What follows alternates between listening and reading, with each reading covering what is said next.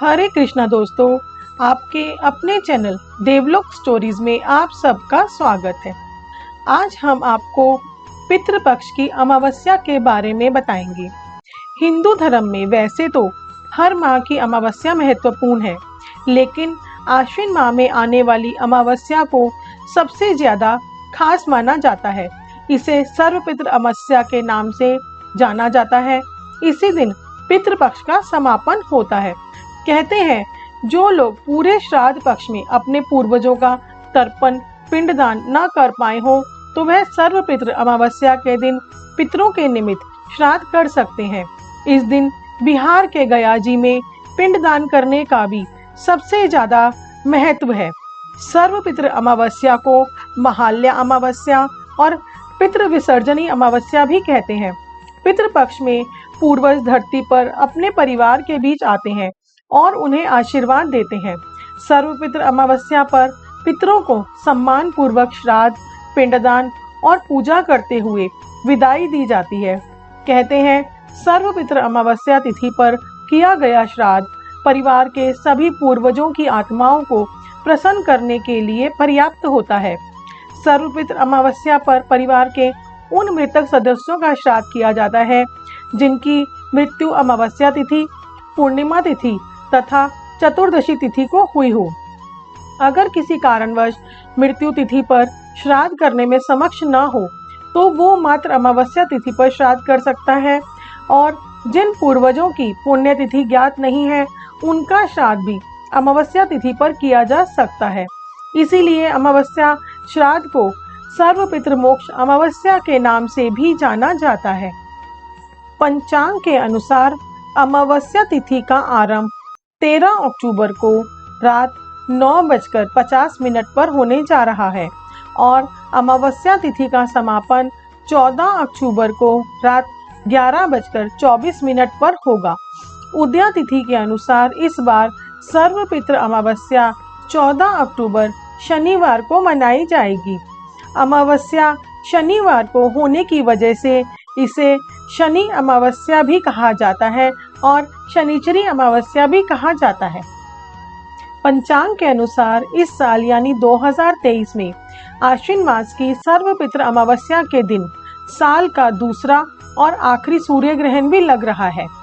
सर्वपितृ अमावस्या पर सूर्य ग्रहण रात को 8:34 से अगले दिन प्रातः 2:25 तक रहेगा। यह सूर्य ग्रहण भारत में दिखाई नहीं देगा, इसीलिए इसका सूतक काल भी मान्य नहीं रहेगा। शनि अमावस्या का दिन शनि देव जी की कृपा पाने के लिए विशेष माना जाता है। आइए अब हम आपको शनि अमावस्या की व्रत कथा सुनाते हैं। जब अमावस्या तिथि शनिवार को पड़ती है, तो उसे शनिचरी अमावस्या के नाम से जाना जाता है। सूर्य देव की 2 पत्नी थी, संज्ञा और छाया। संज्ञा भगवान विश्वकर्मा की पुत्री थी। जब संज्ञा का विवाह सूर्य देव से हुआ, तो वह सूर्य के तेज को सह नहीं पा रही थी। इससे परेशान होकर एक दिन देवी संज्ञा ने अपने प्रतिरूप छाया को उत्पन्न किया और उसे अपनी जगह रहने के लिए कह दिया। छाया सूर्य देव की पत्नी बनकर रहने लगी। दूसरी ओर संज्ञा खुद धरती पर अश्व रूप में आकर विचरण करने लगी। एक दिन जब सूर्य देव छाया के पास संतान प्राप्ति की इच्छा से आए, तो उनके तेज को देखकर छाया का रंग काला पड़ गया और वह गर्भवती हो गई। छाया के रूप में भगवान शनि देव का जन्म हुआ। जिस दिन शनि देव का जन्म हुआ, उस दिन शनिवार और अमावस्या तिथि थी। इसीलिए शनि अमावस्या का धार्मिक दृष्टि से विशेष महत्व माना जाता है।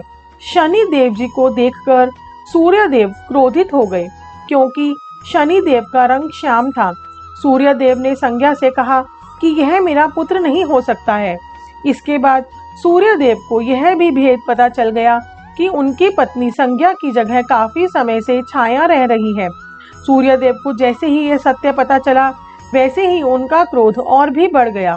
वे छाया और शनि देव को छोड़कर अपनी पहली पत्नी संज्ञा की तलाश में चले गए।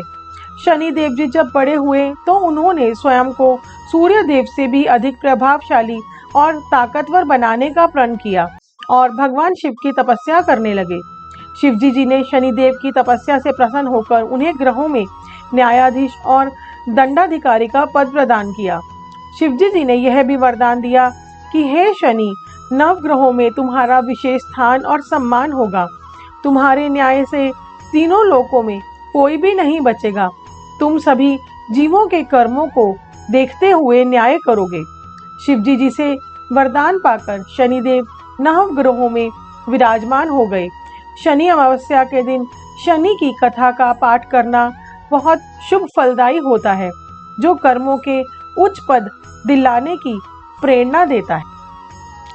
आइए अब हम आपको सर्वपितृ अमावस्या की कथा सुनाते हैं। देवताओं के पितृगण अग्निश्वात, जो सोमपथ लोक में निवास करते हैं, उनकी मानसी कन्या अच्छोदा नाम की एक नदी के रूप में व्यतीत हुई। मत्स्य पुराण में अच्छोद सरोवर और अच्छोदा नदी का जिक्र मिलता है, जो कि कश्मीर में स्थित है। एक बार अक्षोदा ने 1000 वर्ष तक तपस्या की, जिससे प्रसन्न होकर देवताओं के पितृगण अग्निश्वात और महर्षिपद अपने अन्य पितृगण अमावसु के साथ अक्षोदा को वरदान देने के लिए आश्विन अमावस्या के दिन उपस्थित हुए। उन्होंने अक्षोदा से कहा कि हे पुत्री, हम सभी तुम्हारी तपस्या से अति प्रसन्न हैं, इसलिए जो चाहो वर मांग लो। लेकिन अक्षोदा ने अपने पितरों की तरफ ध्यान नहीं दिया और वह अति तेजस्वी पितृ अमावस्या को अपलक निहारती रही। पितरों के बार बार कहने पर भी उसने कहा, हे भगवान, क्या आप मुझे सचमुच वरदान देना चाहते हैं?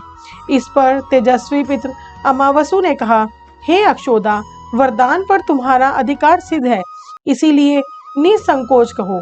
अक्षोदा ने कहा, भगवान, यदि आप मुझे वरदान देना ही चाहते हैं तो मैं तत्क्षण आपके साथ रमन कर आनंद लेना चाहती हूँ। अक्षोदा के इस तरह कहे जाने पर सभी पितृ क्रोधित हो गए। उन्होंने अक्षोदा को श्राप दिया कि वह पितृलोक से पतित होकर पृथ्वीलोक पर जाएगी। पितरों के इस तरह श्राप दिए जाने पर अक्षोदा पितरों के पैरों में गिरकर रोने लगी। इस पर पितरों को दया आ गई।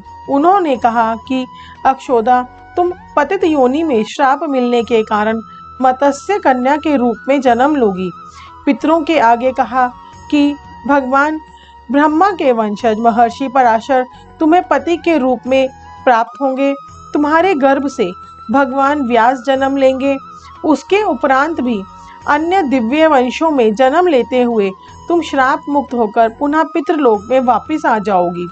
पितरों के इस तरह कहे जाने पर अक्षोदा शांत हुई। अमावस्या के ब्रह्मचार्य और धैर्य की सभी पितरों ने सराहना की एवं वरदान दिया कि यह अमावस्या की तिथि अमावस्या के नाम से जानी जाएगी। जो प्राणी किसी भी दिन श्राद्ध न कर पाए, वह केवल अमावस्या के दिन श्राद्ध अर्पण करके सभी बीते 14 दिनों का पुण्य प्राप्त करते हुए अपने पितरों को तृप्त कर सकते हैं। उसी पाप के प्रायश्चित हेतु कालांतर में यही अक्षोदा महर्षि पराशर की पत्नी एवं वेद व्यास की माता सत्यवती बनी थी। तत्पश्चात समुद्र के अंशभूत शांतनु की पत्नी हुई और 2 पुत्र चिंद्रांगन तथा विचित्र वीर्य को जन्म दिया था। इन्हीं के नाम से कलयुग में अष्टका श्राद्ध भी मनाया जाता है। दोस्तों, आपको हमारी वीडियो कैसी लगी हमें कमेंट करके जरूर बताइएगा। ऐसी ही प्यारी प्यारी कहानियाँ और कथाएं सुनने के लिए हमारे चैनल को सब्सक्राइब कीजिए। आपका हमें इतना प्यार और सहयोग देने के लिए बहुत बहुत धन्यवाद।